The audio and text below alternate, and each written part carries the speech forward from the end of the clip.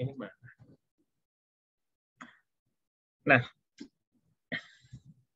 saya pakai istilah konten aja ya, supaya lebih akrab gitu di telinga teman-teman semua ya. Kan pasti semuanya punya Instagram ya. Nah, konten-konten seperti ini nggak ada gitu loh. Ya, jarang. Yang ada saya lihat adalah berapa biaya perolehan dan berapa nilai hari ini. It's okay, itu bisa dipakai juga. Tapi kalian kan harus membandingkan gitu loh. Harus membandingkan perkembangan propertinya seperti apa. Ya udah pastilah kalau misalnya properti 10 tahun yang lalu dibangun, nilai hari ini pasti di atas biaya perolehan ya. Berarti ini aja kan nggak cukup gitu loh. Poin ini berarti masih kurang. Poin ini berarti masih kurang. Jadi harus ditambahkan, ada nggak pembangunan properti sejenis? Kalau ada bagaimana? Pesat, lambat, atau stagnan? Peningkatan harganya gimana? Naik atau turun atau stagnan? Ya, ini kan kalian bisa ceritakan gitu. Nggak apa-apa, nggak secara rinci, tapi diceritakan dan disebutkan atas dasar ini bahwa properti ini layak secara finansial. Ditambah analisis ini misalnya. Yang satu naikin dengan indeks, misalnya ya, biaya perolehan ini diindeks atau diinflasikan, terus nilai hari ininya pakai pendekatan data pasar gitu ya, untuk nyari nilai tanahnya aja, minimal nilai tanah. Satu. Yang kedua, saya sering cerita, apa bukti paling konkret suatu properti layak secara finansial? Yang paling sederhana.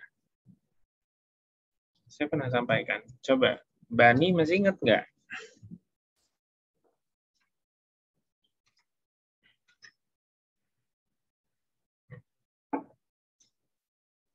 Bukti paling konkret, bukti paling mudah, paling sederhana ya.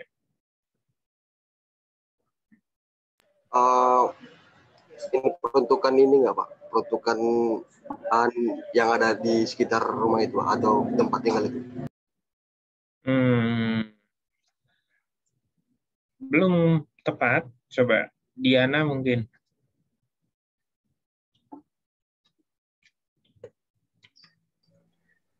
Mungkin luas rumah itu di lingkungan itu gitu Pak. Luasnya? Iya Pak. Kenapa luasnya? Kayak yang dijelasin tadi Pak, properti di sekitarnya tuh sejenis apa enggak gitu Pak. Oke. Mungkin ada yang masih ingat, coba Tiara. Tiara masih ingat. Saya sering sebut ini. Simpel banget melihatnya.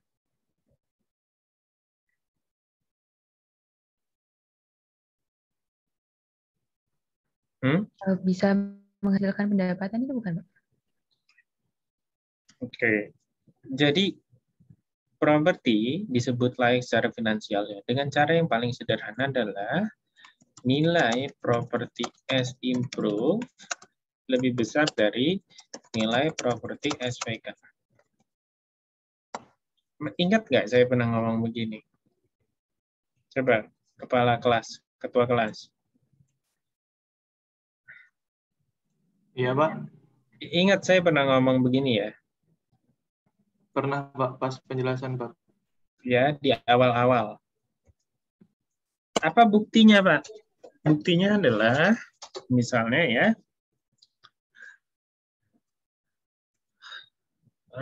rumah tinggal nilainya lebih tinggi dari tanah kosong. Ya, ceteris paribus. Hal lain dianggap sama. Ya udah pastilah, Pak. Ya belum tentu juga. Ada rumah tinggal yang seperti ini, saya kasih contoh.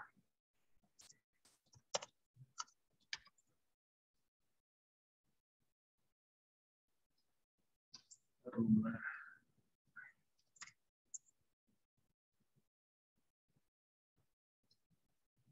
Contohnya misalnya ini ya.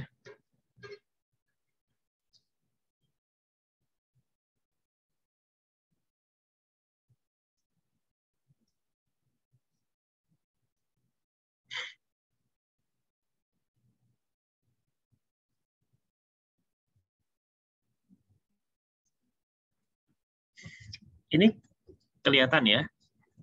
Kalau menurut kalian lebih tinggi nilai tanah kosong atau lebih tinggi nilai rumah ini? Kira-kira ya. Coba tadi saya nanya Diana ya. Coba gimana Diana? Menurut saya kalau lebih tinggi tanah kosongnya, Pak. Kira-kira kenapa? Lebih tinggi tanah kosong. Karena dari segi fisik sama segi fisiknya udah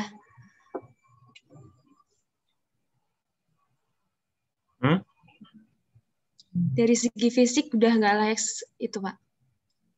Iya, kita lagi bicara finansialnya. Segi fisiknya nggak layak, betul. Kalau ditarik ke analisa finansialnya seperti apa? Coba berandai-andai bahwa kamu calon pembeli gitu. Kamu mau beli lokasi di sekitar sini, ketemu tanah begini gitu. Kira-kira gimana? Terus si Tiara misalnya penjualnya. Kalau dari segi finansial, kalau kamu rencanakan mau beli nih, pasti ada negosiasi kan? Sama iya, si Pak. Tiara penjualnya. Iya. Kamu pasti berani bilang bahwa, aduh Bu, kalau saya beli ini, yang ada saya rugi gitu loh. Karena saya harus ngancurin lagi rumah ini. Iya, Pak, buat Saya keluar membongkar. uang lagi, ya kan? Berarti kan Diana keluar uang lagi nih. Harus dihancurin baru bangun lagi. Kalau misalnya ada tanah kosong nih, katakanlah di sebelah ini atau 2 rumah di sebelah ini nih, di sebelah kanannya, luas sama, pasti kamu mau belinya yang tanah kosong ini kan? Iya, Pak. Dengan harga yang kurang lebih sebanding gitu ya. Terus kamu bangun rumah sendiri, bangunan sendiri. Nah, jadi sederhana banget sebenarnya ya. Fundamental dari analisa finansial untuk suatu properti, baik itu komersial maupun residensial, adalah nilai properti as improved harus lebih besar dari nilai properti as vacant, ya. Kalau yang dinilai adalah properti, ya, bukan tanah, ya. Yang ada pengembangan di atasnya. Nah, itu salah satu, bukan salah satu ya. Prinsip yang paling fundamental adalah itu. Yang lain adalah, ya tadi, kita bicara pengembangan, ya kan? Bukan luas ya, kalau luas itu analisa fisik. Pengembangannya marak atau tidak, harganya naik atau turun. Ya, itu berkaitan dengan supply dan demand. Nah, yang saya lihat supply demand-nya di kebanyakan analisa adalah supply demand yang sangat makro.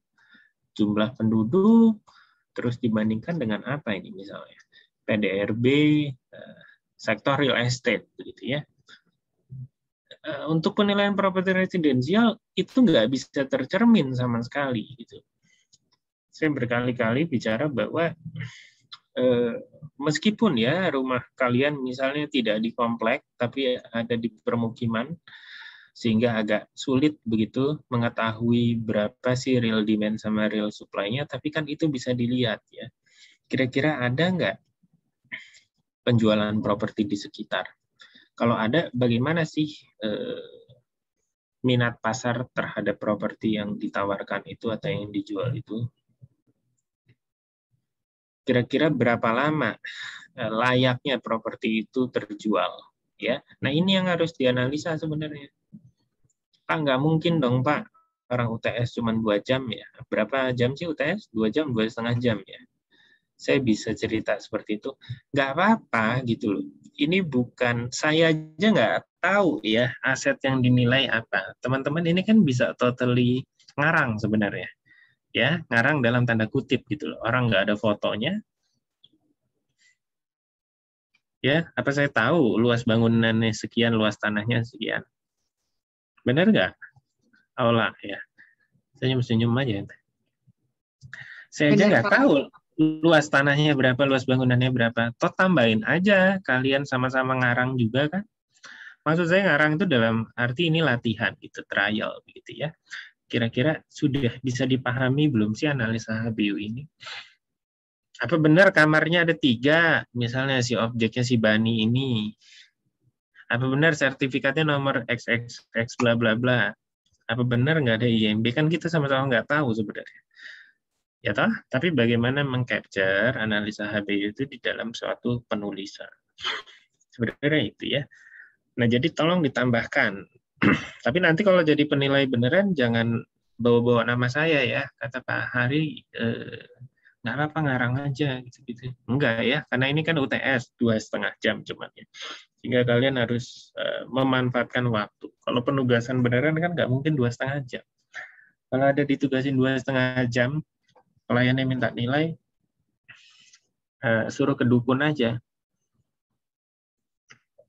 Jangan kemet nilai gitu ya. Oke, itu analisa finansial. Mostly analisa finansial.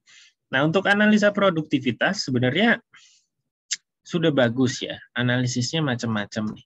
Saya aja nggak pernah pakai analisis apa ini namanya matriks seperti ini ya. Tapi it's okay. Nah, cuman ada yang agak kelupaan sedikit ya. Analisa produktivitas itu sangat berkaitan dengan analisa finansial gitu. Ya. Sebenarnya analisa produktivitas dalam penilaian properti residensial nggak begitu dipakai ya. Karena analisa finansialnya biasanya hanya menemukan satu kandidat HBU. Ya, yaitu properti residensial. Nah, yang disebut produktivitas adalah misalnya begini. Sebenarnya analisa finansialnya layak ya. Ada luas tanah properti, ada objek penilaian seluas 1.000 gitu ya. Tapi yang dibangun hanya let's say 300 meter persegi ya. Kebetulan tanahnya besar nih.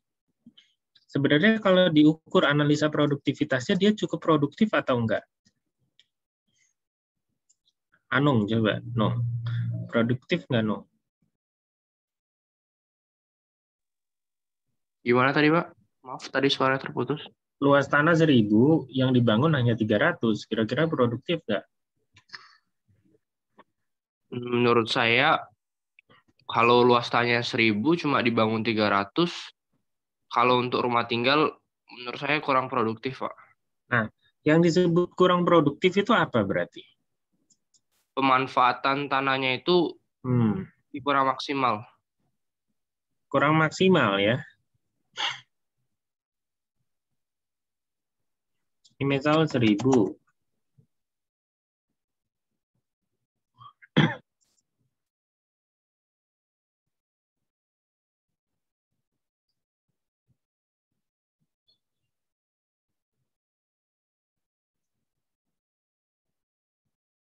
Berapa? Ini 300 meter persegi gitu ya. Untuk bangunan rumah tinggal kira-kira produktif yang mana? Hah? Produktif yang ini apa yang ini? Yang 300, Pak. Yang 300. Kenapa? Karena rasio penggunaan lahan dan rasio penggunaan bangunan itu relatif seimbang.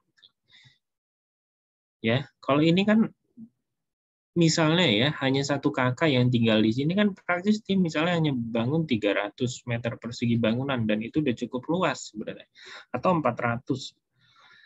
Berarti kan halamannya cenderung besar. Artinya apa?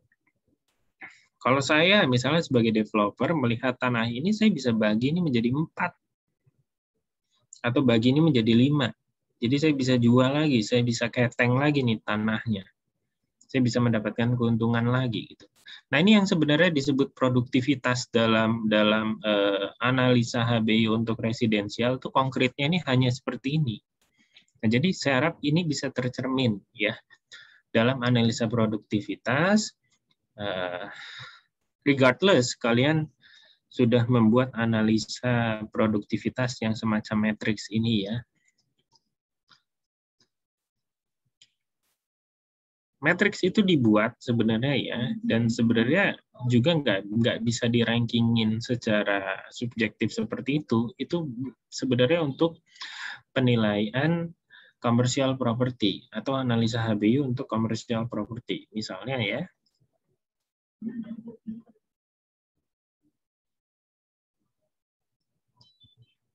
saya coba ambil contoh.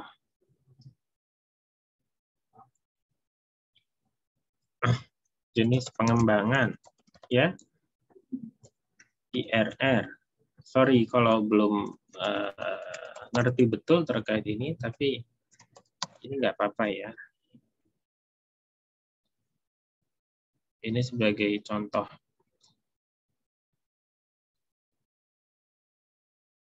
Misalnya hotel, misalnya office tower, shopping center. Oke. IRR 12,5%, 13%, 13,5%. Diskon rate nih 10%.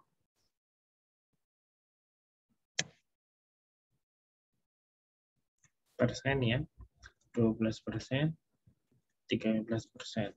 NPV ini 10, ini 13, ini 14. NPV tahu nggak apa?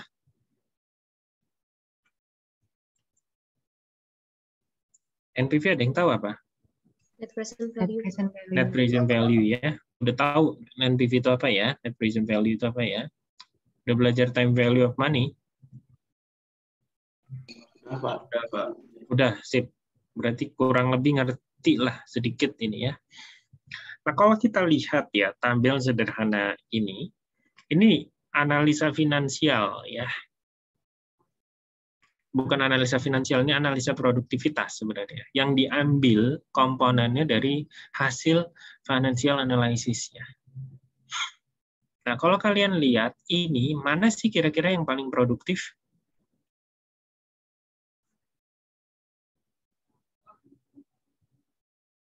Mana yang kira-kira paling produktif? Hotel, Pak. Hotel? Halo?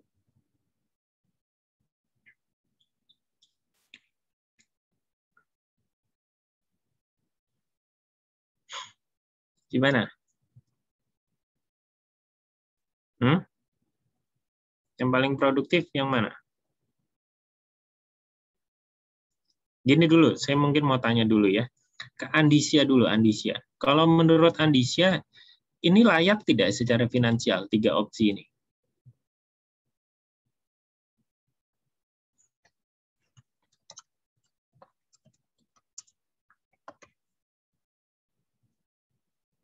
Layak nggak?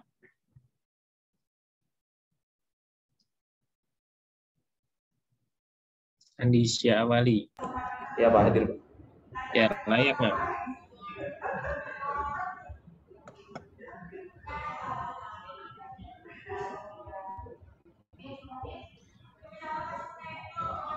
Layak nggak secara finansial? 3 ini. Atau ada yang layak, ada yang enggak? Misalnya yang hotel layak, Pak, office nggak layak. Gitu.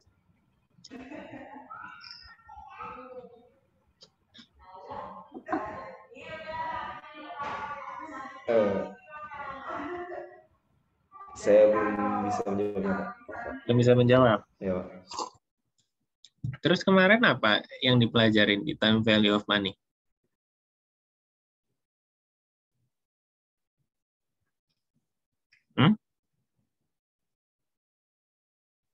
Rumus-rumus saja.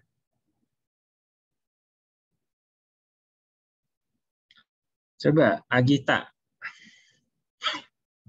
Menurut kamu ini layak nggak secara finansial ketiga opsi ini?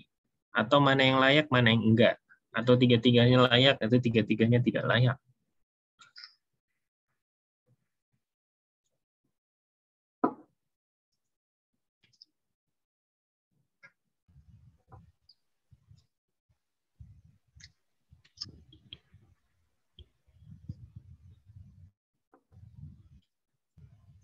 Agita udah sarapan kan? Kalau Mas nggak ada suaranya.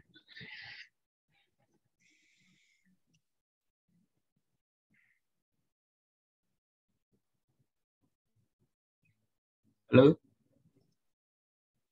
Izin menjawab, Pak. Iya, siapa tadi? Seno, Pak. Iya, gimana Seno?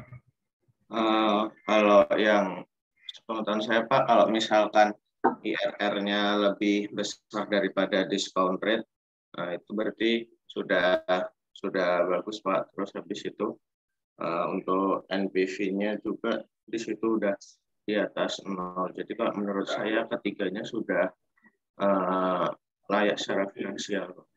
Oke. Ini jawaban yang paling pas, Seno ya. Tadi mau melindungi Agita ya? Enggak, Pak. Oh enggak, saya kira lagi PDKT. Oke. Sesimpel banget ya. Kalau IRR di atas discount rate, berarti dia layak. Oke, kalau NPV di atas 0, berarti dia layak.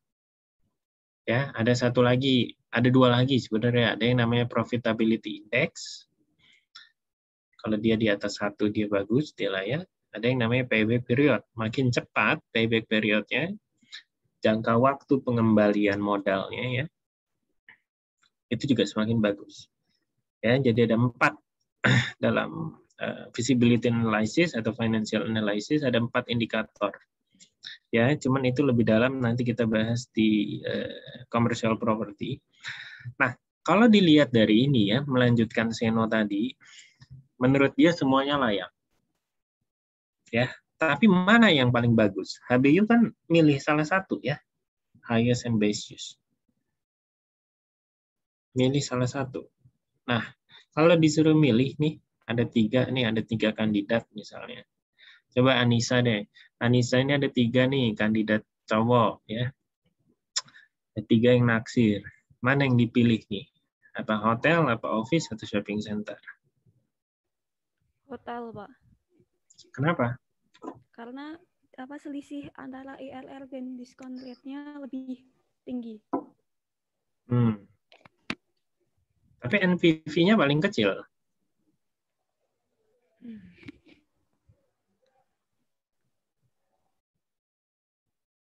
Nilai hari ininya lebih kecil.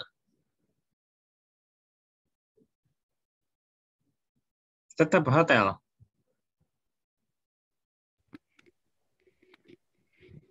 Ini bibit, bobot, bebet ya. Ini bibit, bobot, bebet. Jadi kamu milih bibit ya. Milih bibit, bobot ya. Hah?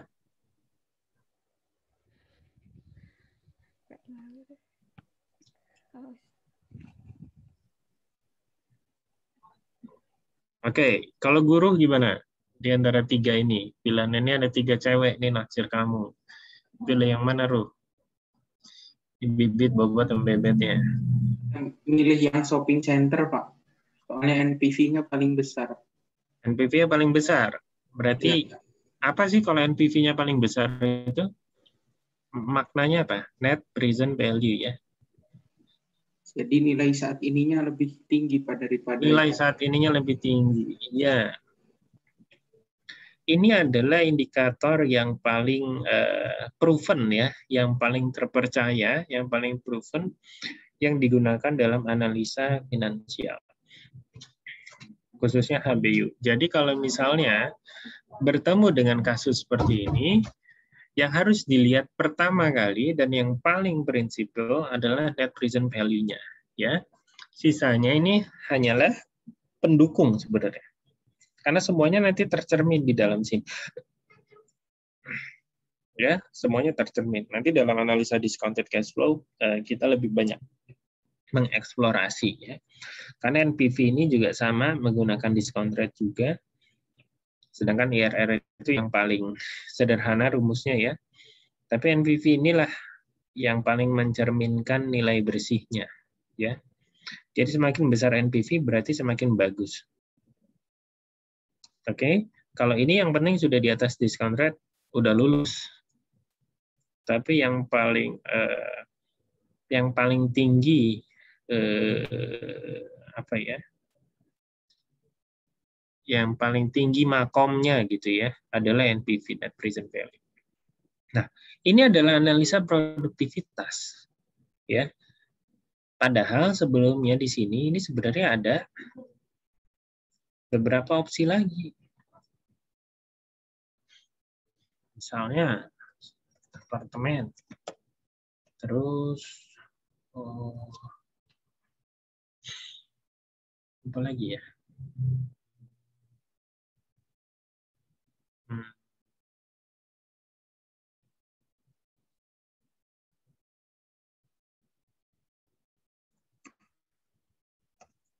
Misalnya bisnis hotel ya.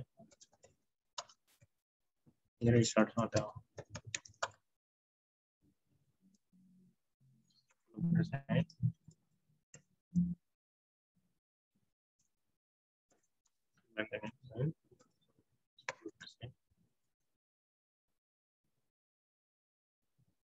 Terus ini misalnya 10%.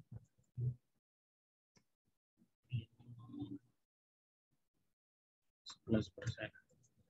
NPV-nya ini hanya 2.000. Ini NPV-nya 3.000. Ya. NPV-nya ya masih di atas 1 ya, tapi IRR di bawah discount rate. Sehingga kedua ini nggak bisa disebut layak secara finansial. Oke. Ini nggak bisa disebut layak secara finansial ya, opsi ini. Jadi dia nggak lolos. Jadi nggak bisa naik ke analisa produktivitas. Oke, jadi ini yang disebut analisa produktivitas sebenarnya. Nah, bagaimana dengan residential property yang apalagi yang sudah S-improve gitu ya.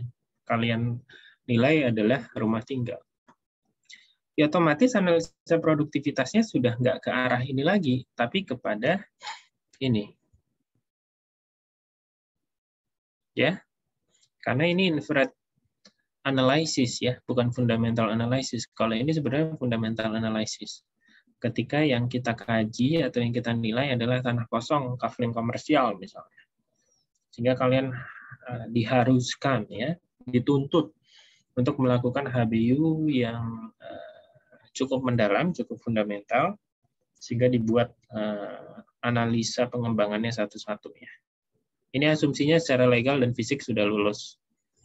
Terus masuk ke finansial, ya di finansial ternyata ini nggak lolos, terus masuk ke produktivitas. Oh ternyata highest and best use-nya adalah shopping center.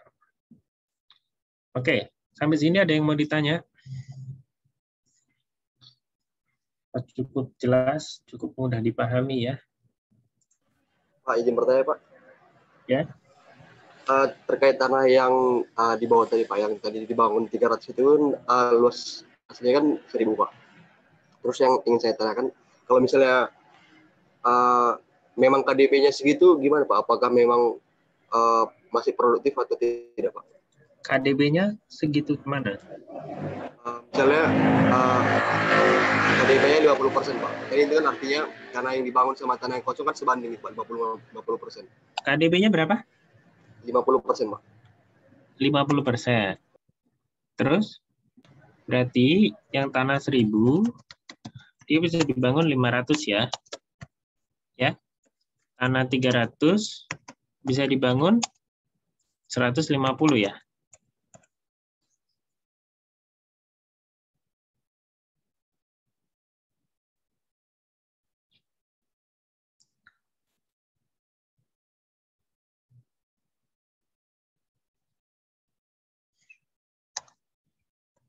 Ini produktif atau overproduktif?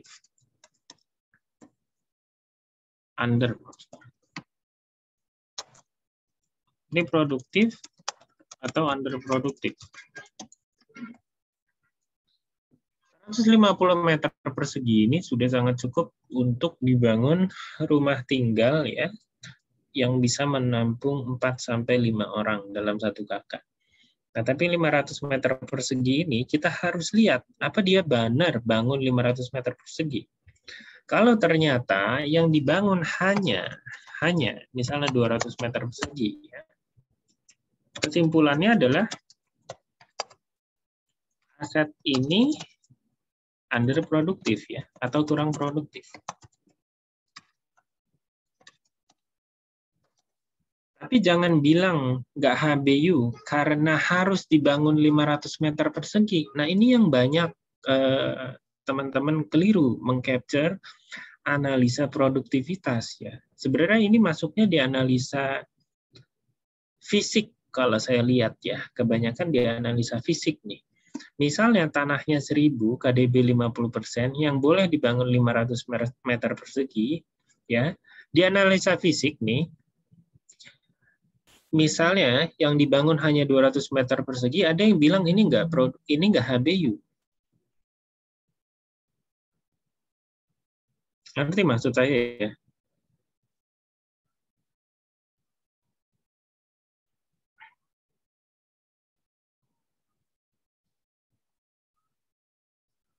Jadi jangan disebut ini nggak ini nggak HBU. Ya, tapi ketika masuk di analisa produktivitas, misalnya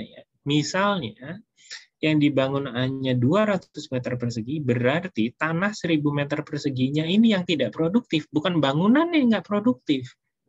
Ya, artinya tanahnya terlalu besar untuk dibangun residential property. Kalau ternyata kebutuhannya hanya 200 meter persegi. Bisa dipahami nggak? Afan, nggak? Bisa dipahami? Bisa. Yang lain paham maksudnya? Maaf Pak, saya belum Pak, yang terkait perbedaan yang fisik sama yang produktivitas tadi. Bentar. Kamu bentar.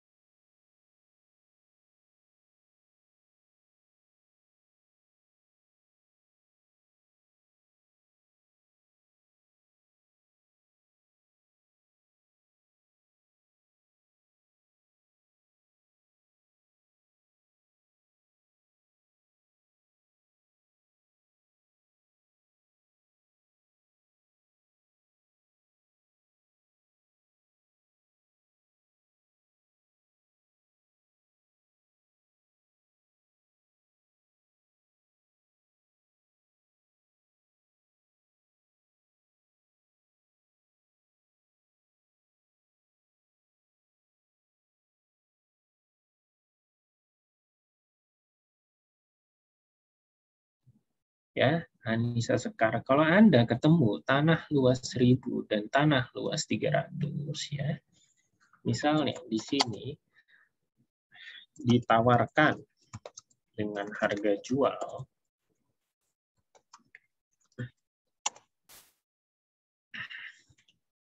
let's say 8 juta per meter persegi. Ya, kita tawarkan dengan harga jual Sama-sama 8 juta.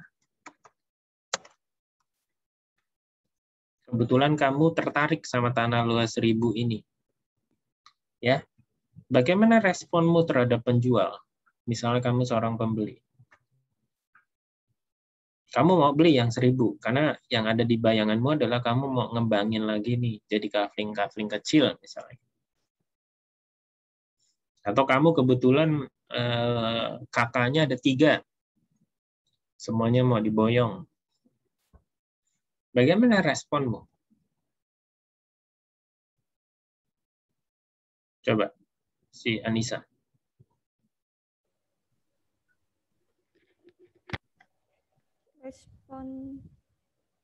Responmu sebagai seorang calon pembeli.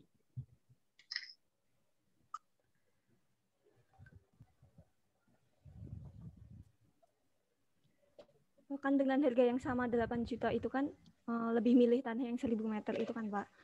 Menurut saya ditawarkan ya, ditawarkan ya.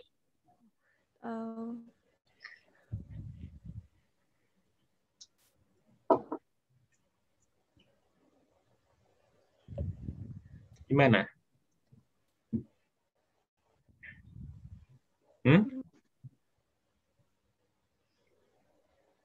Setelah semua kamu analisa, kamu kan penilai nih. Menurut saya kalau tanahnya yang 1000 itu dikembangin lagi, dijadikan tanah kafling, tanah itu produktif, Pak. Bukan, maksud saya kalau dia nawarin 8 juta nih, sedangkan yang di sini juga 8 juta, ya. Bagaimana respon kamu sebagai seorang pembeli? Sebagai seorang partisipan pasar?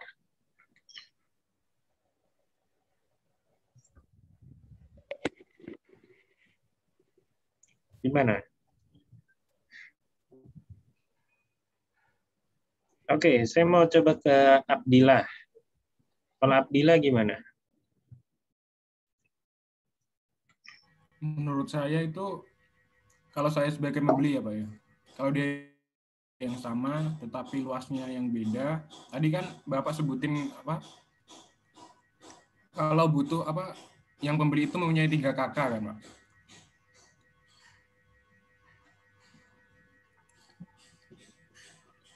Halo. Iya, gimana responmu? Kalau saya sebagai pembeli ambil yang 1000 itu Pak, yang harganya sama, tapi ambil yang luasnya 1000. Kamu nggak nawar lagi ini? Iya pasti ditawar Pak. Maksud saya gini loh. Ini kan sama-sama 8 juta ya. Ini 8 juta, 8 juta. Bagaimana responmu misalnya? Kamu kan selalu nge-refer ke data pasar sebelahnya kan. Nggak mungkin kan kita beli sesuatu ya. Kayak mau belanja di Shopee aja lah. Di Shopee itu kan misalnya yang satu pedagang nawarin 100, yang satu 90, yang satu 110 gitu. Ini kan kamu punya kecenderungan beli tanah lebih banyak secara kuantitas, benar nggak? Iya, Pak. Kamu punya kecenderungan apa kalau kamu beli banyak? Kalau kamu misalnya pasti minta harganya lebih turun, Pak. Iya. Dari yang sebelah itu, yang 8 juta. Nah, minta harganya lebih turun. Kenapa? Iya. Karena tanahnya ini banyak gitu loh. Kalau Iya. dikali kan berarti kamu harus beli 8 miliar ini. Iya. Benar ya? Benar, Pak. Hah? Kalau ini berapa? 2,4. Iya. 2,4.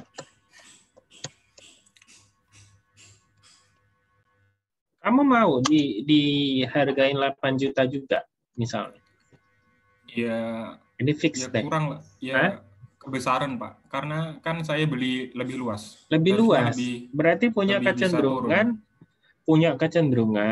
untuk menawar menjadi lebih rendah. Artinya nilai properti ini menurut keyakinanmu lebih rendah dibanding ini. Ya, benar ya? Iya, benar, Pak. Iya. Ini yang mau saya highlight gitu loh. Kenapa seorang penilai punya premis bahwa tanah luas 1000 itu nilai per meter perseginya lebih rendah dari tanah 300?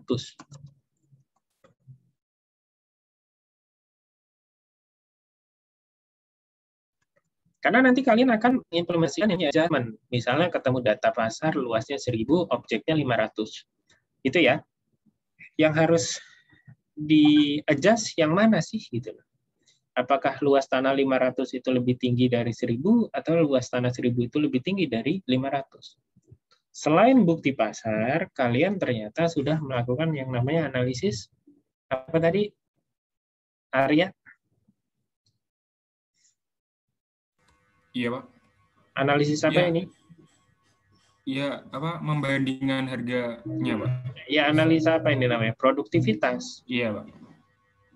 Kenapa tanah 1000 itu lebih rendah dari 300? Karena produktivitasnya lebih rendah.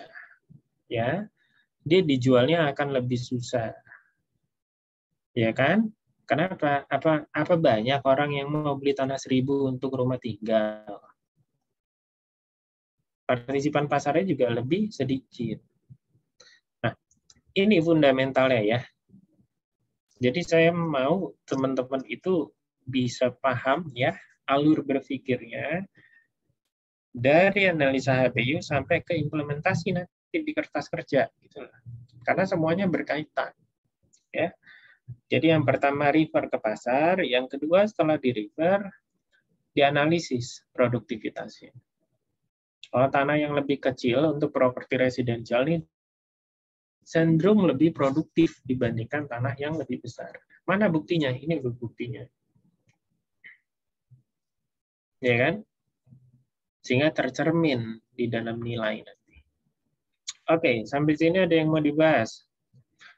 Ini kilas balik ya, analisa HBU secara singkat, secara sederhana. Jadi saya nggak mau teman-teman berpikirnya terlalu ngejelimet.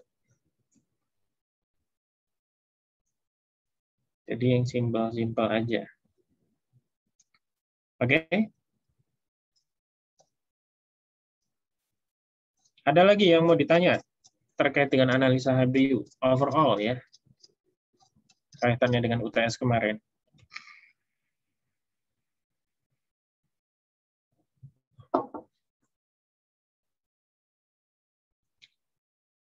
Udah clear? Sudah cukup jelas? Oke, kalau sudah cukup jelas kita break 15 menit. Setelah itu masuk ke kertas kerja ya. Baik, Pak. Baik, Pak. Baik, Pak. Baik, Pak.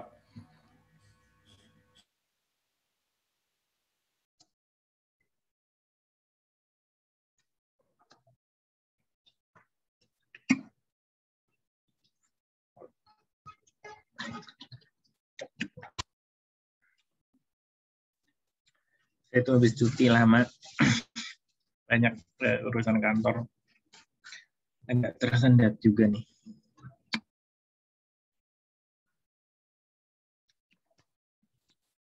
Oke, sekarang kita lanjut ke kertas kerja.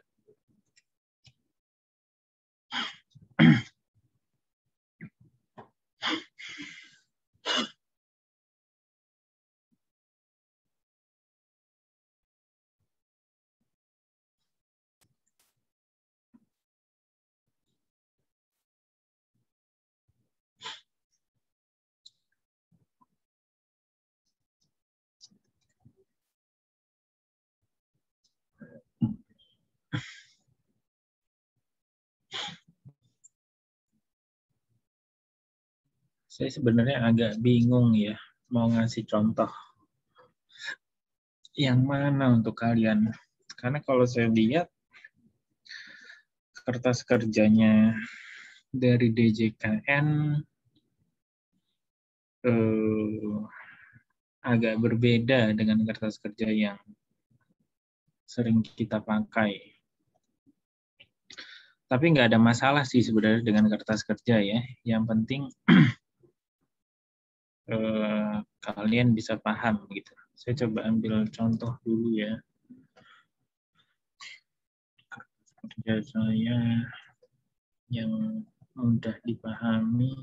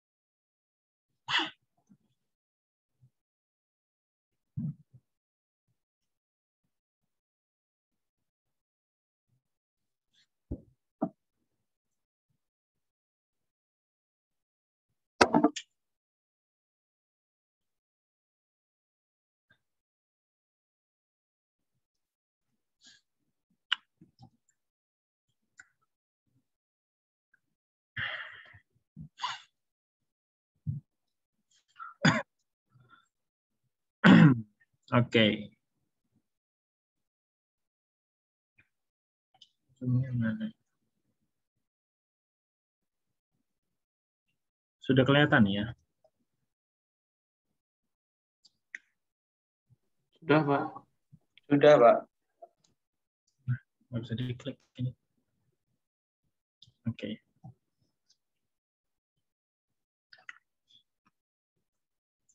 Ini ada penugasan. Saya ambil contoh ya. Ini saya hapus ya kliennya.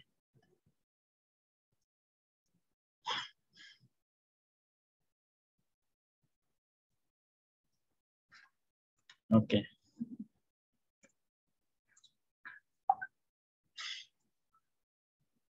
Ini data umum ya. Saya kira nggak teman-teman nanti mau pakai kertas kerja apapun sama ya. Pasti ada data umum ya. Ada nomor SPK, tanggal SPK, nama pemberi tugas, dan seterusnya ya. Hal-hal yang berkaitan dengan objek umum penugasan. Terus ada lokasi juga. Nah, ini lokasi yang harus di-capture ya. Tahu cara meng-capture lokasi ya? Mungkin nanti saya kasih info juga.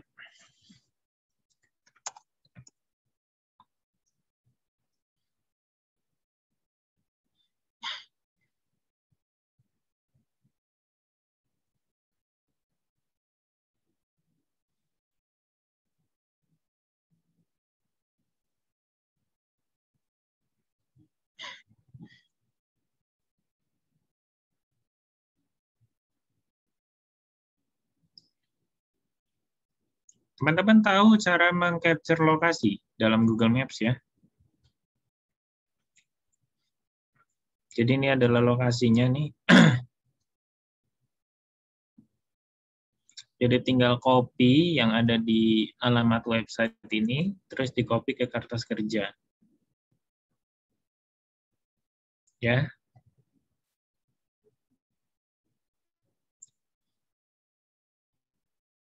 Ini perpindahan saya nggak kebaca ya. Saya share ini aja berarti ya.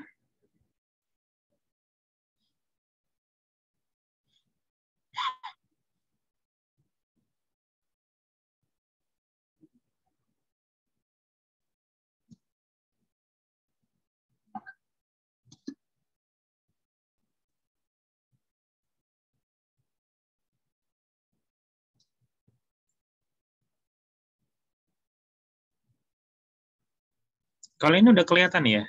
Kalau saya pindah-pindah kelihatan ya? Kelihatan, Pak. Kelihatan, Pak. Hah? Kelihatan ya? Iya. Halo? Iya, Pak. Kelihatan. Jadi Kelihatan, Pak.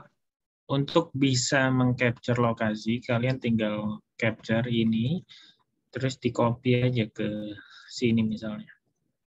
Itu bisa, ya. Atau linknya juga bisa pakai share ini, terus copy link, taruh di sini, selesai. Ya, sesederhana itu.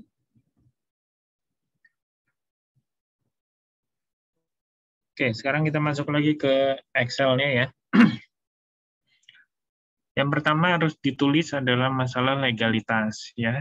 Ini saya ambil contoh ya.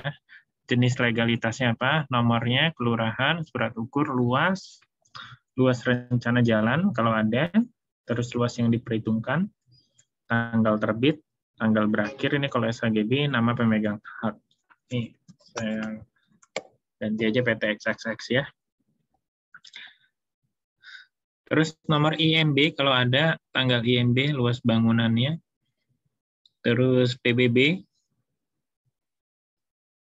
terus fisik tanah. Nah, fisik tanah ini juga perlu ya. Kalian sudah belajar ini di analisa fisik di dalam analisa HBU. Apakah dia tanah darat, tanah sawah, rawa, danau, kebun, terus elevasinya, terus bentuk tanahnya, terus kontur tanah atau topografinya, terus peruntukan tanah, lebar depan, lebar jalan depan, lebar jalan samping, posisi letak, ini di badan jalan, hook, ada tusuk sate. Terus deskripsi bangunan. Nah, ini kebetulan yang dinilai rumah tinggal, jadi relatif sederhana. Ini di form saya ada sampai lantai 6 ya. Luas bangunan, terus luas telah terkena rencana jalan dan GSB. Oke, terus sarana pelengkap, ada pagar, ada perkerasan. Ini diukur, semuanya diukur. Ini sisanya untuk bangunan kantor. Oke, selanjutnya sebenarnya praksis langsung masuk ya. Langsung masuk ke worksheet market data approach. Kalian ini sudah ngeling semua nih, luas tanah, luas bangunannya.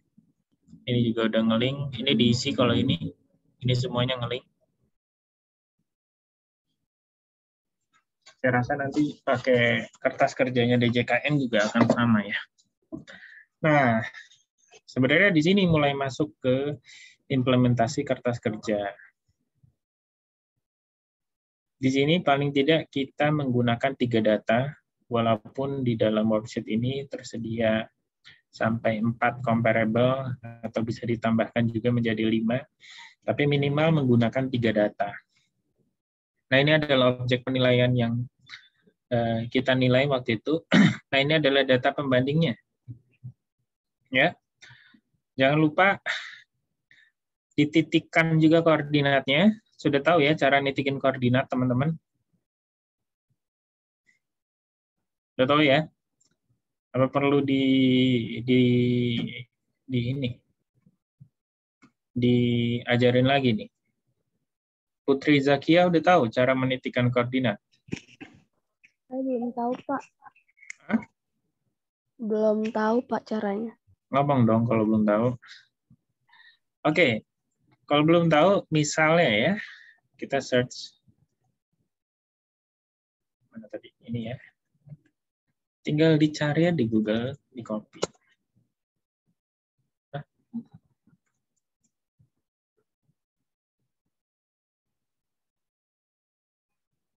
Nah, ini titik merahnya ya. Kalau misalnya kita menemukan data di sini, ini kalian harus pakai GPS nanti waktu survei ya. Nah, ini adalah koordinatnya. Ini bisa di-copy.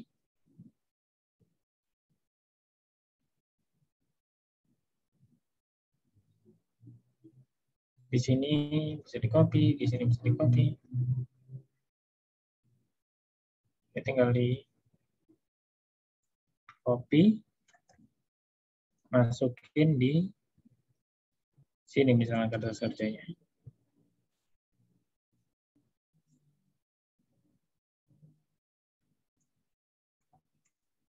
Udah selesai. Dia bisa full numeric, tapi ada juga yang model apa ini namanya?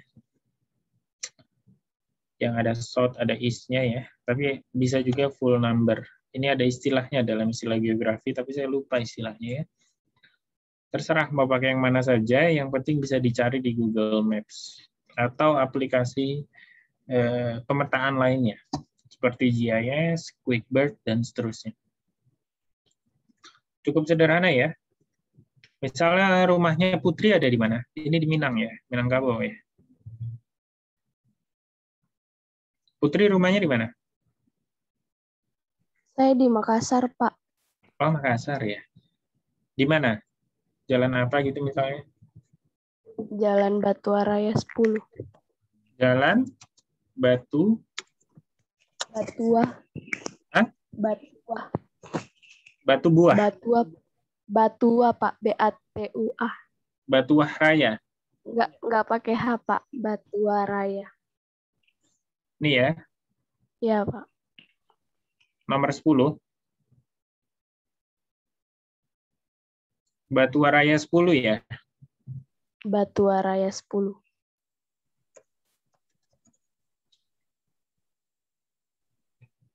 Nih, Batuaraya 10 ya. Saya nggak tahu rumahnya persisnya di mana, tapi let's say misalnya rumahnya ini. Oke, ya. Kalau perlu. Ya, Pak, benar itu, Pak. Oh, benar ini ya. Tapi nggak ada apa street view-nya. Mungkin Google-nya belum sempat survei ke sini. Jadi kalau mau nitikin rumahnya Tiara, cukup klik ini, Ya. Ini udah ke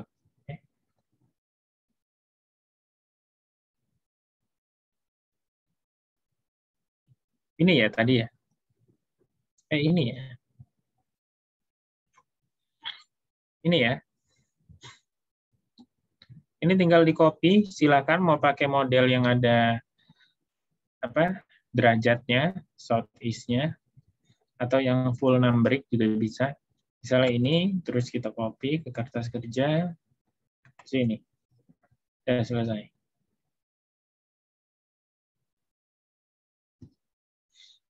Oke. Clear ya sampai sini ya. Masalah data, masalah apa ini namanya? Titik koordinat ya.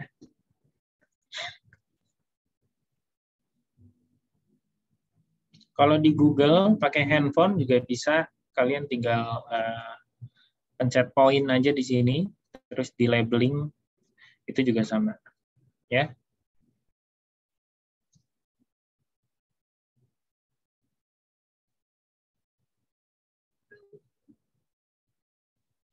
Di sini bisa di save nih, ini pakai akun apa? Ini saya, ya. Misalnya kita tambah survei, udah tersimpan.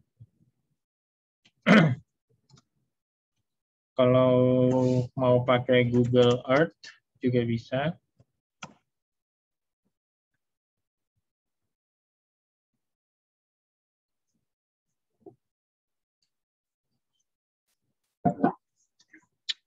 Saya di sini punya banyak sekali data ya, cukup banyaklah data. Ada cukup banyak data.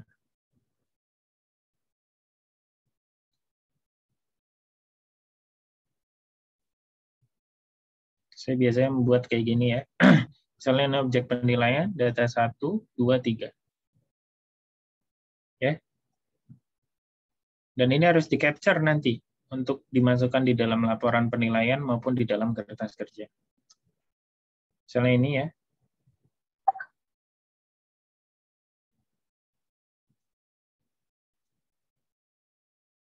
Ini objek penilaian ini. Ini di mana ya?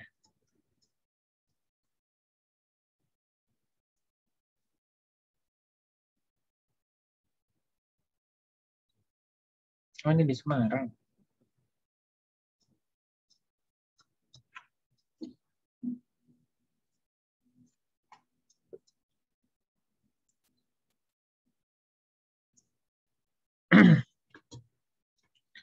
Oke, sampai sini clear ya.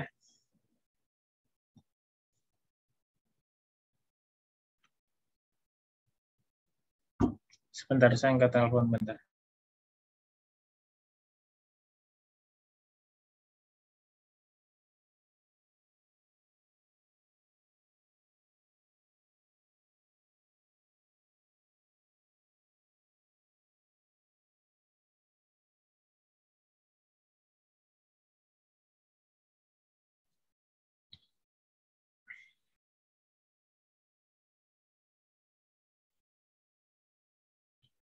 Oke.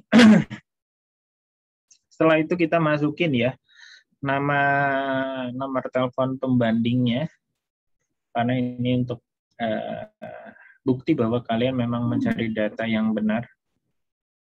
Tapi di dalam laporan ini tidak perlu dimasukkan, cukup di dalam kertas kerja, takut disalahgunakan. Nah, selanjutnya adalah menentukan objek pembandingnya nih. Kalau di kertas kerja DJKN itu ada istilahnya tanah yang sudah dikembangkan atau yang belum dikembangkan ya. Jadi kalau misalnya dapat data pembandingnya rumah tinggal, ini rumah tinggal, tapi kalau tanah kosong ya tanah kosong gitu ya. Nah, ini akan berbeda nanti hitung-hitungannya. Nah, ini standar lah. Selanjutnya adalah yang penting kalian memasukkan dan mengestimasi dari harga penawaran ya, karena rata-rata data pembanding yang digunakan adalah harga penawaran, menjadi indikasi nilai transaksi ya, atau transaksi hipotesa itu setelah dinegosiasi berapa persen gitu, atau didiskon berapa persen. Nah, ini tingkat diskonnya ya. Bisa 10%, bisa 15%. Tahu nggak caranya bagaimana mengestimasi nilai penawaran sampai ke nilai transaksi? Coba Gilang. Gimana Gilang mengestimasinya lah? Saya belum tahu, Pak.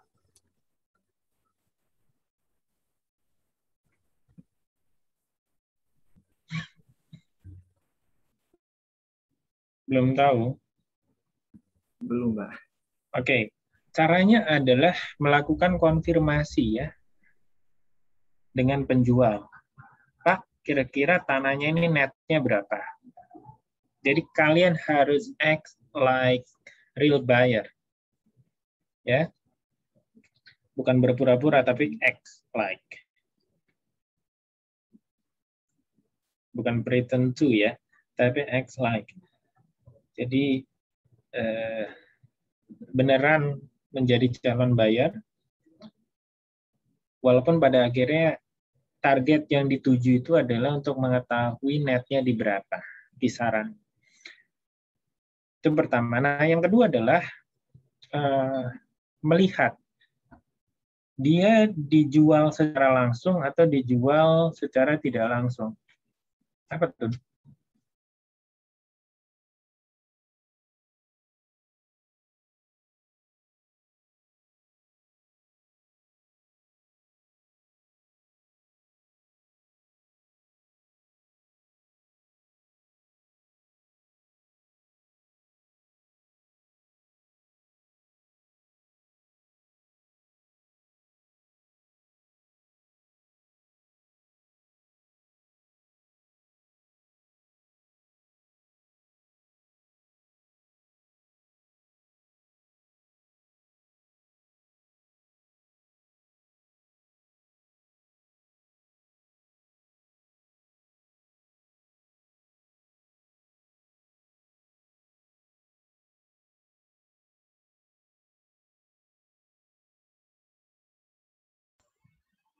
Maaf Pak, suara Bapak ke mute Pak.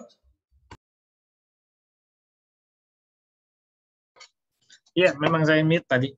Ada supir. Oke. Tadi sampai mana ya saya? Oke, sampai penjual ya. Nah, kalau penjual langsung, itu cenderung diskonnya tidak sebesar penjual broker atau agent. Ya, agent rata-rata dari harga penawaran menjadi harga transaksi itu persentase diskonnya lebih besar daripada penjual langsung. Ya, karena mereka pasti mau margin yang agak tinggi. Tapi kalau penjual langsung biasanya tidak terlalu banyak basa-basi harga. Nah, itu umumnya. Nah, kadang-kadang teman-teman menemukan ya satu rumah yang dijual oleh lebih dari satu agent. Misalnya ada 3 agent. Nah, itu biasanya diskonnya menjadi lebih besar lagi. Misalnya berkisar antara 15-20%, kalau satu agent 10-15%, kalau penjual langsung itu 5-10%. Bisa nggak Pak, saya langsung menggunakan harga penawaran? Nggak bisa ya, ini penawaran bukan transaksi. Jadi kita harus menghipotesiskan harga penawaran menjadi harga transaksi. Itulah kenapa butuh yang namanya discount untuk memperkirakan harga transaksi ke harga penawaran. Oke, nah terus misalnya yang dapat data pembandingnya adalah rumah tinggal, sedangkan yang kita nilai adalah rumah tinggal juga, tapi kita menggunakan pendekatan biaya, sehingga tanahnya yang dinilai menggunakan perbandingan data pasar, bangunannya dinilai menggunakan DRC atau pendekatan biaya. Jadi nilai bangunannya itu harus diekstrak ya. Gimana caranya Pak? Di sini nih. Nah, nilai bangunan ini harus diekstrak sedemikian rupa sehingga kita mendapatkan nilai pasar bangunannya, nih. Lantas kita mendapatkan indikasi nilai pembandingnya, tanahnya ya. Rumusnya adalah ini dikurang ini. Sama nih. Jadi kalau pakai cost approach, di-split atau di-ekstrak ya, nilai tanah sama nilai bangunannya.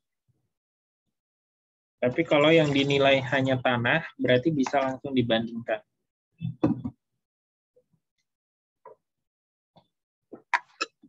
Ngerti nggak sampai sini?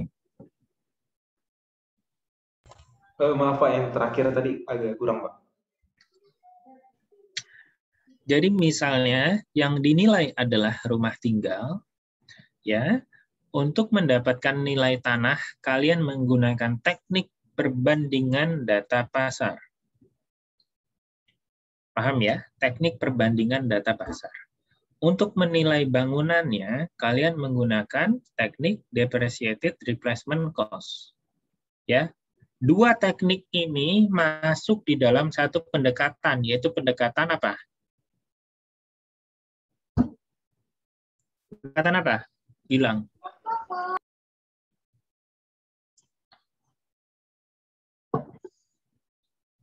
Enggak tahu. Biaya ya. Jadi jangan bilang pakai dua pendekatan ya. Nanti langsung salah. Jangan bilang dua pendekatan, tapi satu pendekatan.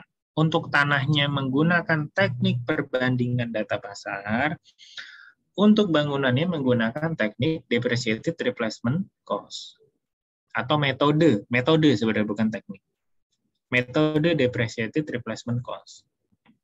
Semua ini menjadi satu kesatuan yang disebut dengan pendekatan biaya atau cost approach. Cost approach kok membandingkan? Iya, memang boleh kalau saya pakai teknik perbandingan data pasar untuk nilai tanahnya. Apa semua rumah tinggal harus pakai cost approach? Enggak. Boleh nggak Pak rumah tinggal dinilai pakai market approach? Boleh. Objeknya yang seperti apa kira-kira? Saya kasih contoh.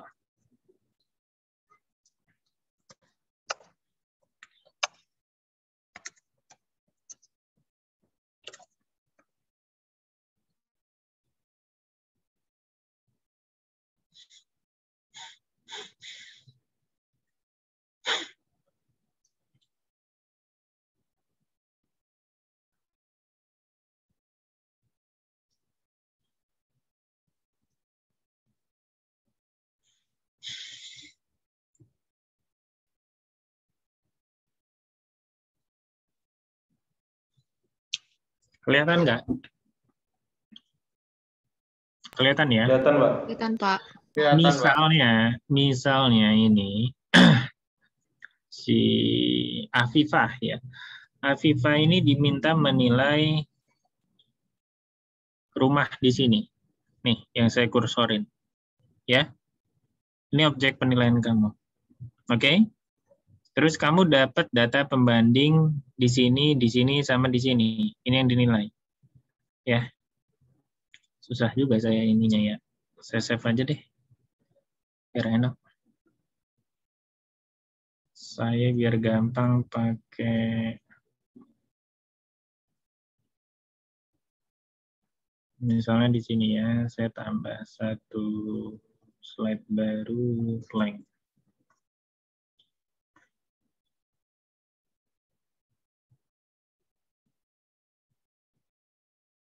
Download. Salah.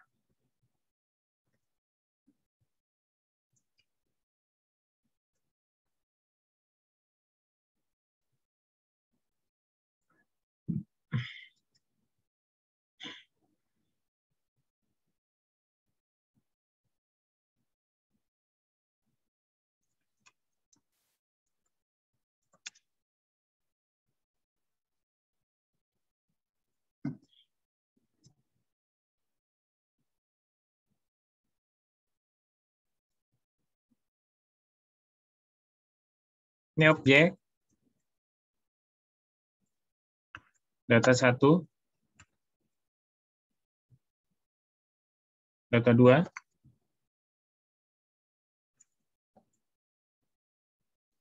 Data 3.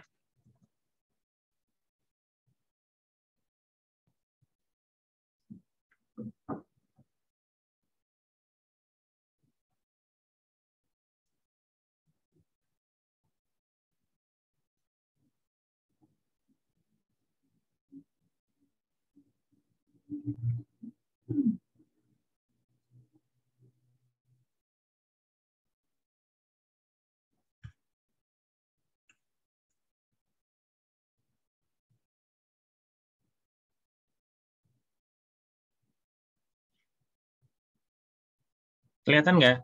Jelas ya? Jelas, Pak. Jelas, Pak. Oke. Nah, ini tipikal nggak kira-kira? Tadi saya nanya Afifah ya. Tipikal nggak antara objek sama data? Tipikal gimana ya Pak maksudnya? Tipikal. Tipikal itu mirip Oh iya, di perumahan kan Pak. di Jadi perumahan.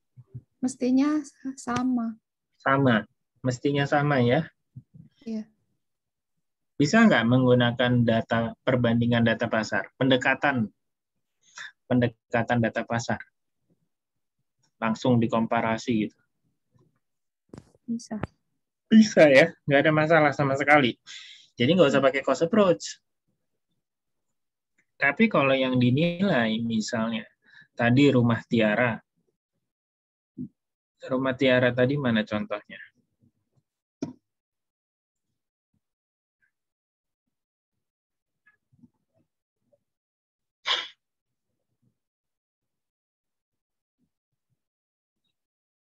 Ini tadi rumah Tiara ya, ini ya misalnya ya. Putri, Pak. Hah? Putri, sorry. Rumah Putri ini datanya misalnya di sini, dan di sini. Ini kan nggak tipikal nih rumah Putri. Dari atapnya aja kelihatan beda-beda ya. Karena ini bukan di komplek, karena ini permukiman umum gitu. Berarti ini sebaiknya menggunakan pendekatan biaya. Karena tidak memenuhi asas kesesuaian. Tapi tanahnya bisa menggunakan teknik perbandingan data pasar seperti yang sudah dijelaskan sebelumnya. Sampai sini jelas? Ini dulu ya, supaya nggak bingung. Apa yang disebut pendekatan biaya, apa yang disebut dengan teknik perbandingan data pasar, dan metode depreciated replacement cost. Jelas sampai sini?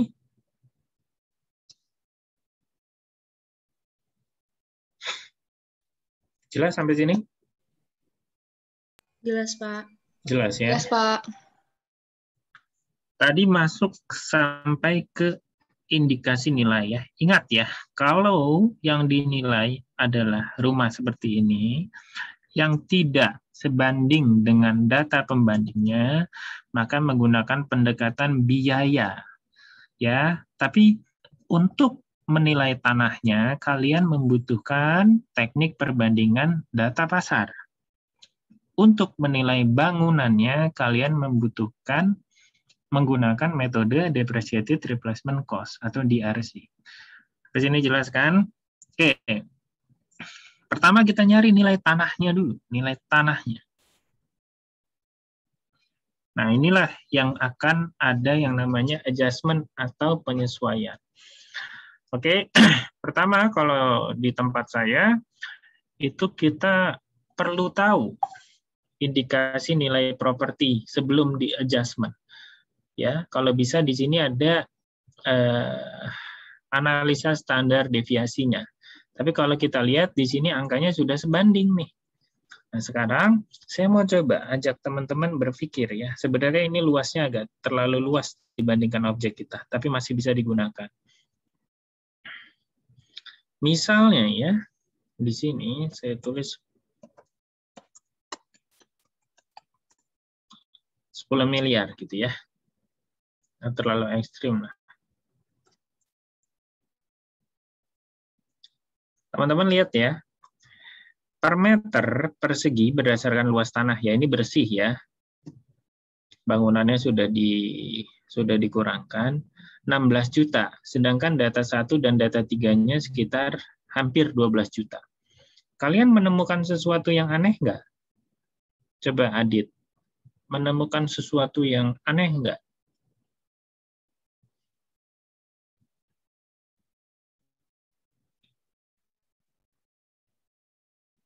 Lihat baris ini ya, yang ada kuningnya.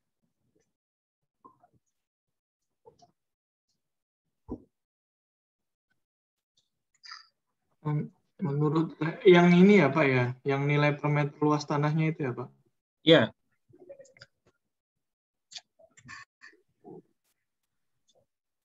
Menurut saya belum ada yang aneh Pak. Belum ada yang aneh? Tapi ada yang ini, di yang data yang pembanding yang tengah itu Pak. Kenapa? Pak, yang data pertama dengan data ketiga dulu Pak, itu kan mempunyai indikasi nilai pembanding yang tidak terlalu jauh. Tapi nilai per meternya itu sudah sesuai Pak menurut saya Pak. Dengan lebih besar yang nilai ke satu karena nilai indikasi pembanding yang pertama itu lebih mahal. Tetapi dengan yang tengah itu menurut saya juga sudah sesuai Pak. Harga per meter luas tanahnya lebih mahal dengan nilai indikasi pembanding yang lebih mahal juga Pak karenanya. Oke, Dewa gimana Dewa? Ada yang aneh nggak dengan ini?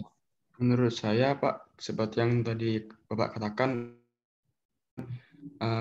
ketika kita membeli tanah yang lebih luas, sewajarnya itu harganya per meternya akan lebih murah Pak dibandingkan dengan yang ukurannya. Oke, jadi dalam kasus ini gimana? Dalam kasus ini yang banding 2 ya Pak, yang tengah ya Pak. 2, iya. Kurang Pak. Kurang masuk akal Pak menurut saya Pak. Kurang masuk akal. Terlampau jauh Pak. Kayaknya berbeda sendiri gitu ya, outliers ya. Di sini sebenarnya kalian boleh, ini surveyornya cuma dapat 3 data ya. Surveinya males ini sebenarnya. Jadi data pembandingnya ini boleh ya sebanyak-banyaknya, misalnya dapat 10 data gitu, walaupun yang dipakai hanya 3 ya. Jadi waktu survei itu capture lah sebanyak-banyaknya data. Nah, kita kembali lagi ke kasus ini. Kalau misalnya kita menemukan indikasi nilai pembanding yang berbeda sendiri, ini 16 juta, yang ini 12 juta nih, 2 data. Berarti ini kan 1/3, ini 2/3 ya.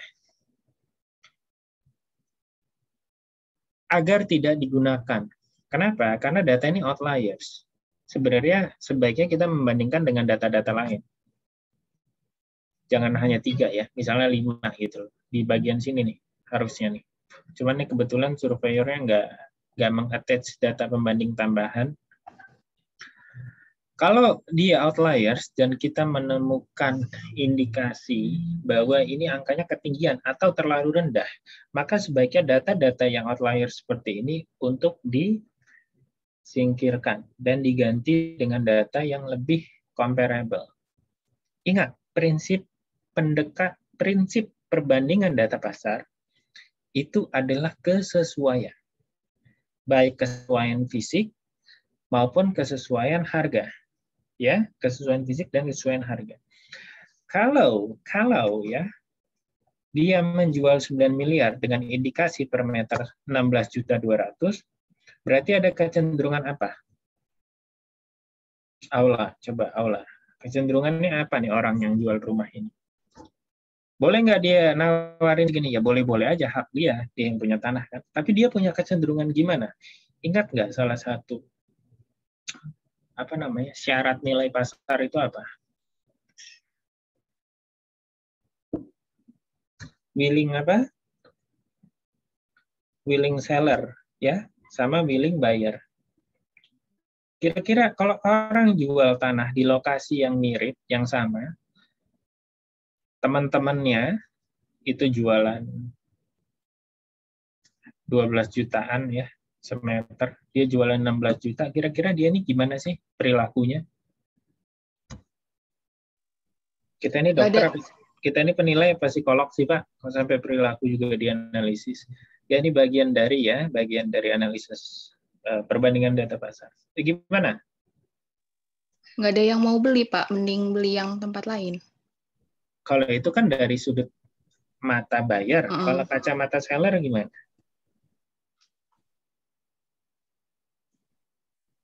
Kamu kan sering tuh belanja di Shopee, ngebandingin, ada aja ya orang yang jualan angkanya mahal, harganya beda sendiri gitu, mahal banget nih. Terus nggak ada jumlah pembeli ya, dan nggak ada rating juga. Nemuin kan pasti kayak gitu. Saya yakin pernah nemuin. Entah di Shopee, entah di Tokopedia, nemuin ya. Nah kira-kira perilaku mereka itu mencerminkan apa? Nyari untung besar. Iya. Ya, betul nyari untung besar, tapi dia kira-kira niat jualan nggak sih? Udah tahu. Nggak niat jual ya Pak? Nggak niat jual gitu. Saya kan pernah cerita juga ya. Ada orang yang asetnya kebanyakan, terus jualnya terlalu santai, mengharapkan keuntungan yang nggak biasanya, yang luar biasa lah. Ada orang yang benar-benar butuh uang sehingga untung berapa aja, yang penting balik modal aja, dia mau jual. Nah, dua outliers ini sama-sama tidak bagus. Yang satu itu tidak niat jual, yang kedua terlalu ngebet untuk menjual. Ya, jadi carilah data yang seimbang ya, yang dia willing seller dan kira-kira willing buyer juga menangkap harga tersebut ya. Cukup nggak 3 data? Pasti kurang. Jadi kalian harus cari data lainnya untuk bisa mendukung statement tersebut, walaupun di kertas kerja hanya menggunakan 3 data terbaik dari let's say 7 data atau 10 data. Ya, jadi untuk bisa bilang bahwa ini willing, ini nggak willing, itu harus punya data. Oke ya, sampai sini clear ya. Ini saya kembalikan lagi.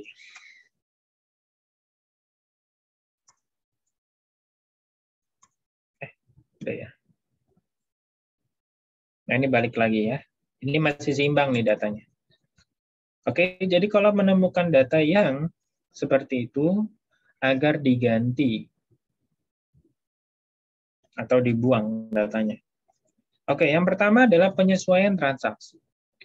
Ini sama, di DJKN sama, karena ini semuanya satu sumber ya, yaitu buku AIREA, Appraisal of Real Estate edisi 14.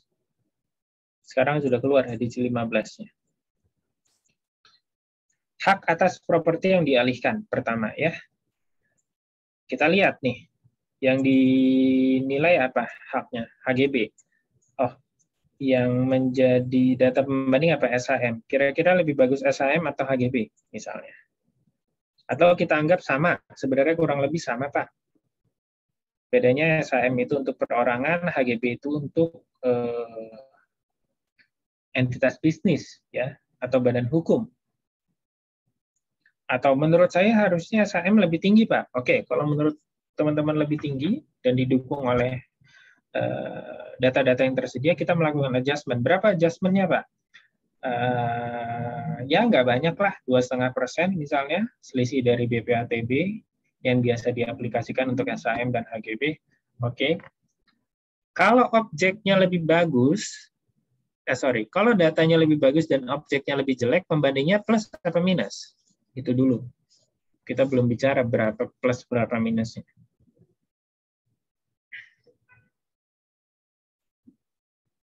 Coba. Siapa nih? Geraldi.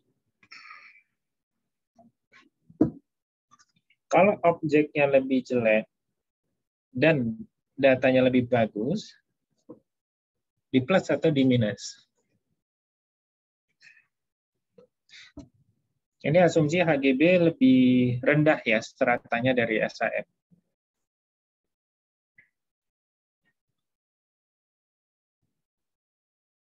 Gimana Geraldi?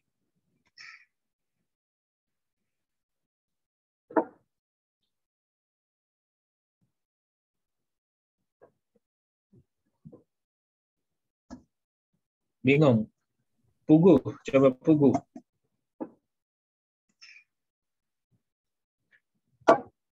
Berarti pembandingnya di minus, Pak. Oke, good. Minus berapa, Gu? Let's say 2,5% ya. Semuanya ya.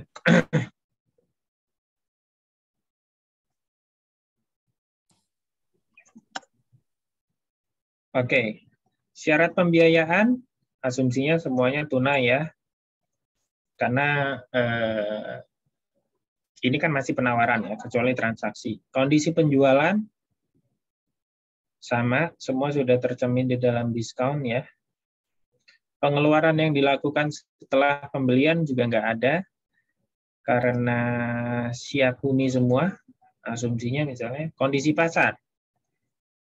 Kondisi pasar ini lagi COVID, Pak.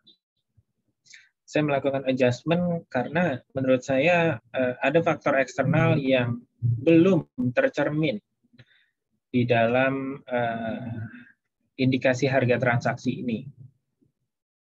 Ketiga-tiganya kayaknya nggak mempertimbangkan bahwa hari ini ada kondisi COVID, Pak.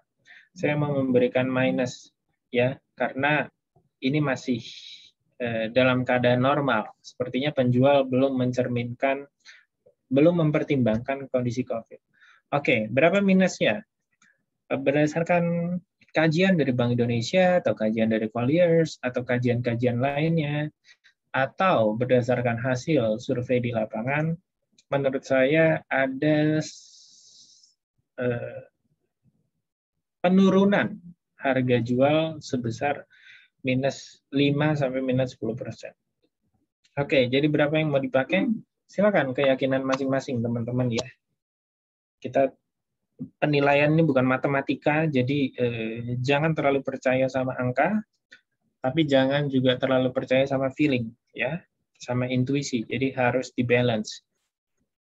Karena sulit sekali untuk bisa menentukan persentase adjustment itu secara eksak ya, secara matematis, pure matematis. Walaupun saya juga pernah melakukan hal tersebut, tapi hanya untuk beberapa kasus saja ya.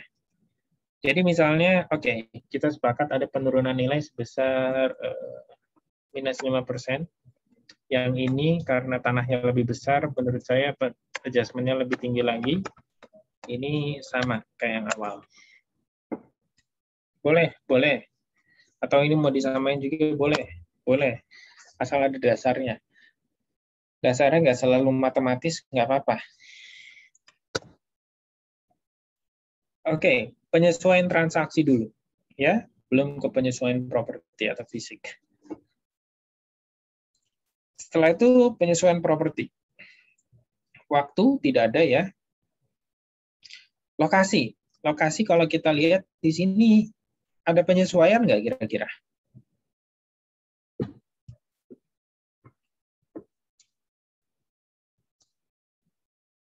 Hilal, coba lah. Ada penyesuaian nggak Hilal?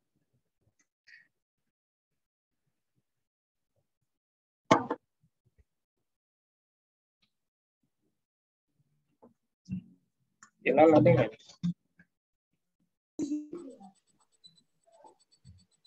Apa? Ada penyesuaian apa enggak?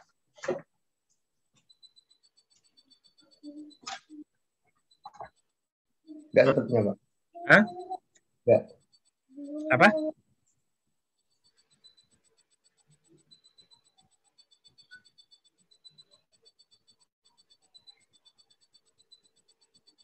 Ada penyesuaian enggak? Bingung.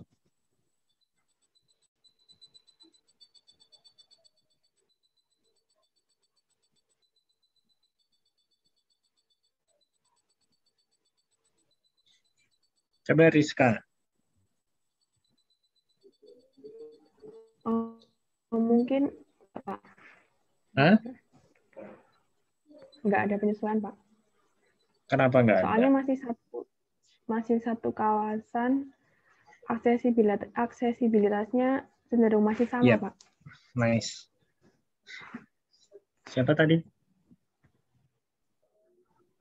Rizka. Rizka ya.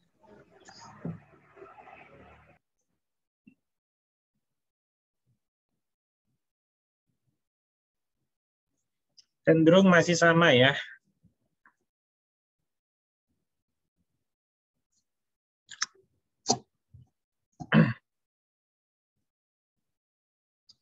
Berarti nggak ada penyesuaian.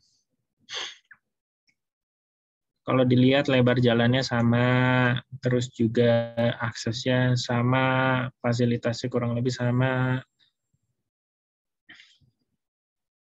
Terus zoning. Zoning ada penyesuaian apa enggak kira-kira? Zoningnya. Zoningnya sama-sama zona perumahan KDB sedang tinggi ya. Kalau kita lihat di sini ya. Sama ya. Sama, Pak. Nah, ini penting sekali masalah zoning, teman-teman. Jangan pernah membandingkan objek dengan data pembanding yang zoningnya berbeda. Yang zoningnya berbeda. Misalnya kalian menilai residential property tapi menggunakan data industrial property atau agricultural property. Sawah, pertanian lahan basah atau perkebunan itu sudah pasti angkanya akan berbeda, ya, kecuali benar-benar nggak ada data pembanding, ya. Tapi sebisa mungkin gunakan data pembanding yang memiliki zona yang sama. Oke, selanjutnya tanah. Ya, ini bangunan kalian abaikan karena yang dinilai dalam hal ini hanya tanah. Kecuali yang dinilai adalah rumah tinggal, kayak contoh sebelumnya tadi. Kita lihat fisik. Fisik tanahnya kurang lebih sama ya, sama-sama tanah kering, sama-sama tanah datar, tidak ada perbedaan. Luas. Nah, luasnya agak beda nih. Kita lihat objek 197, yang paling mendekati yang mana? Yang ini ya. Data 1 ya. Yang paling mendekati kedua, data 3. Yang paling mendekati ketiga atau yang paling tidak dekat, yang paling tidak sebanding adalah data 2. Nah, kalian bisa buat klasifikasi, tapi harus hati-hati. Misalnya, dengan penambahan luas tanah sampai 100 hingga 200 meter itu dilakukan adjustment sebesar 5%, misalnya. Atau sebesar 10% juga boleh. Tapi hati-hati. Untuk bisa mengetahui ya berapa perbedaan luas tanah setiap 100 meter itu perlu data. Ya, perlu bukti. Jadi nggak bisa pakai kira-kira. Oh, ini luasnya 436, kita 197, berarti lebih dari 200 meter persegi nih perbedaan luasnya. Kira-kira saya adjust berapa ya? Kalau di sini dilakukan adjustment 5%. Oh Pak, tapi saya menemukan data bahwa setiap kenaikan luas 100 meter itu 5%. Jadi kalau selisihnya 200 meter harusnya 10%. Boleh nggak? Boleh. Silakan aja berdasarkan keyakinan masing-masing. Ya, misalnya 10%. Boleh. Tapi di sini validasinya ditolak ya, karena standar deviasinya di atas 10%. Entah di sininya masih terlalu mahal, ya, harusnya diskonnya lebih tinggi lagi, misalnya, atau ada adjustment lain yang kurang tepat, ya kan? Karena agak aneh memang data ini. Kalau menurut saya diskonnya harusnya lebih tinggi ya, karena premisnya harusnya makin luas tanah, harganya itu punya kecenderungan untuk lebih rendah. Ya, kalau ini mau di 10%-in, sekarang kayaknya udah bisa nih diterima. Terus bentuk. Bentuk.